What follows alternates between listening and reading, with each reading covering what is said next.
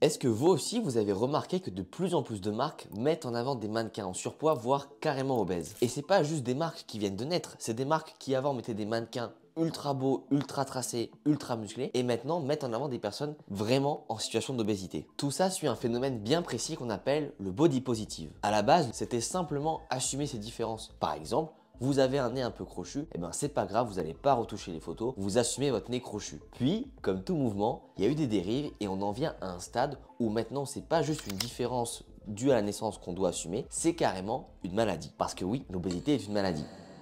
Ça veut donc dire qu'aujourd'hui, des marques prônent des maladies comme l'obésité puisqu'elles mettent en avant des mannequins en situation d'obésité pour faire la promotion de leurs produits. Et avant que tu continues la vidéo, sache que ici on parle de santé et non pas de beauté. Et en fait, l'autre jour, il y a une photo qui a tourné de Calvin Klein avec la différence des mannequins utilisés avant les années 2000 et aujourd'hui. Et clairement, il y a une différence. Et je me suis posé la question, mais est-ce que ces marques gagnent toujours de l'argent malgré ce changement drastique de communication? Plongeons un petit peu dans l'envers du décor pour comprendre pourquoi ces marques font ça, pourquoi ça ne fonctionne pas et pourquoi elles sont déjà en train de changer. La première chose qu'il faut comprendre, c'est qu'il y a un score ESG qui est attribué à toutes les entreprises. Et pour avoir des points, les entreprises doivent répondre à certains critères, ce qui pourra leur permettre de débloquer des fonds, des investissements et même de se faire du réseau. Et en fait, ce score ESG, il est très hypocrite puisque ce n'est en aucun cas une pensée qu'a le patron ou une envie de combattre quelque chose. C'est simplement pour marquer des points et recevoir plus d'argent. Et dans ce score ESG, justement, il y a le fait d'inclure tout le monde, cette notion d'inclusivité, dans les publicités. Donc à la base, c'était de mettre une personne blanche, une personne noire, et maintenant, c'est de mettre de plus en plus de personnes en situation d'obésité,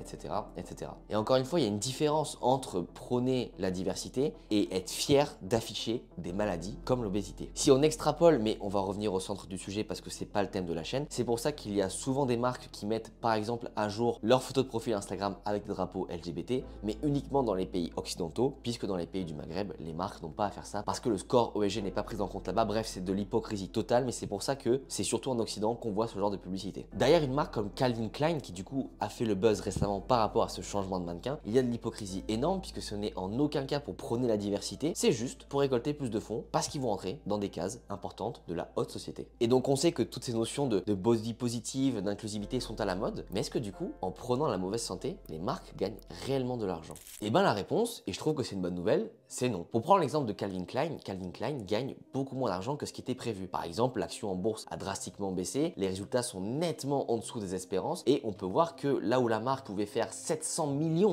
de chiffre d'affaires juste avec des jeans dans les années 1990, aujourd'hui, certes, ils ont dépassé 2 milliards, mais quand on regarde le temps qu'il y a eu depuis le chiffre avec les jeans, on se dit qu'en ayant rajouté toute une panoplie de produits, ben finalement, c'est pas si ouf. Quand j'étais petit, Calvin Klein, c'était un peu la marque des beaux gosses. Les mecs, ils étaient super musclés, super tracés, de super beaux caleçons, hyper virils. Aujourd'hui, c'est plus trop le cas. À côté de ça, si on compare à d'autres marques comme Louis Vuitton qui n'ont pas du tout suivi ce courant de pensée, on peut voir que leur chiffre d'affaires est nettement plus en hausse que celui de Calvin Klein. Et en fait, au début, il y a eu une grosse effervescence, un gros mouvement qui a poussé les utilisateurs, les consommateurs à aller vers ces marques. Et puis, il y avait de toute façon les personnes qui n'étaient pas forcément pour ça, potentiellement comme moi, qui achetaient parce qu'elles aimaient bien la marque. Et en fait, au bout d'un moment, la vérité, c'est quoi? C'est que toutes ces personnes qui sont mises en avant, ce ne sont pas des personnes qui ont de l'argent. Et c'est pour ça que tôt ou tard, cette tendance va s'arrêter. Parce que les marques peuvent prôner les causes qu'elles veulent, ce qui gagne à la fin, c'est l'argent. Et la vérité, c'est que ces personnes-là, elles n'ont pas beaucoup d'argent. D'ailleurs, il y a de plus en plus de marques aussi qui reviennent dans les critères de beauté du mannequinat. Et encore une fois, ici, on n'est pas là pour parler de beauté, mais de santé. Mais force est de constater que l'apparence physique est aussi un signe de santé, puisque je le rappelle, que si vous êtes en bonne santé en étant en situation d'obésité, c'est juste une bombe à retardement. Et tôt ou tard, ça va s'arrêter. Pour être en bonne santé, il y a plein de critères, on parle souvent de ça sur la chaîne, donc abonnez-vous si vous avez une question à me poser en privé d'ailleurs. Il y a un petit lien dans la description pour rejoindre un groupe privé et là vous pouvez me poser toutes vos questions. Mais si vous voulez être en bonne santé, il faut impérativement un taux de masse grasse relativement faible. Donc, peu importe qui vous êtes et peu importe vos analyses sanguines, parce que c'est une excuse que je vois souvent, non, quelqu'un en obésité ne peut pas être en bonne santé. Vous dissociez surpoids et obésité, mais quand vous êtes en surpoids, c'est juste un warning pour vous prévenir que après vient, encore une fois, l'obésité qui est une maladie. Aucune marque aujourd'hui ne serait fière de mettre en avant pour on ne sait quelle raison des diabétiques, sauf si c'est pour justement le traitement. Vous n'allez pas vous mettre à avoir des mannequins diabétiques juste pour dire ben voilà, nous on est inclusif, parce que ça prône la mauvaise santé. Et c'est ça le troisième point. Je trouve que de plus en plus de marques font marche arrière parce que la vérité c'est que l'obésité monte en flèche. Aujourd'hui, il y a plus de personnes qui meurent de surnutrition, d'obésité, que de malnutrition. Quand j'étais petit, je me rappelle à la cantine on me disait finis ton assiette parce qu'il y en a qui peuvent pas manger. Aujourd'hui, il y a plus de gens qui meurent parce qu'ils mangent trop que de gens qui meurent parce qu'ils ne mangent pas assez. Et il y a 100 ans, c'était impensable de penser ça, même il y a 50 ans. Et je suis convaincu que les autorités publiques sont derrière tout ça, puisque là où on voit qu'il y a de plus en plus de problèmes de santé, physique comme mentale d'ailleurs, c'est sûr que ces marques ayant beaucoup d'influence, elles ont dû se prendre un taquet par les autorités publiques, je pense, encore une fois, c'est une imagination, de leur dire, bah écoutez les frérots, c'est sympa, vous remplissez des points, il y a des scores ESG, mais là, il va falloir qu'on change de tendance parce que, en fait, en termes de santé publique, ça devient une catastrophe et on n'arrive plus du tout à suivre. Et même les gens, finalement, parce que, on va quand même pas se mentir, c'est plus une tendance de gauche de faire le body positive, mais il y a plein de gens de gauche qui ne sont pas du tout pour cette mise en avant de problèmes de santé,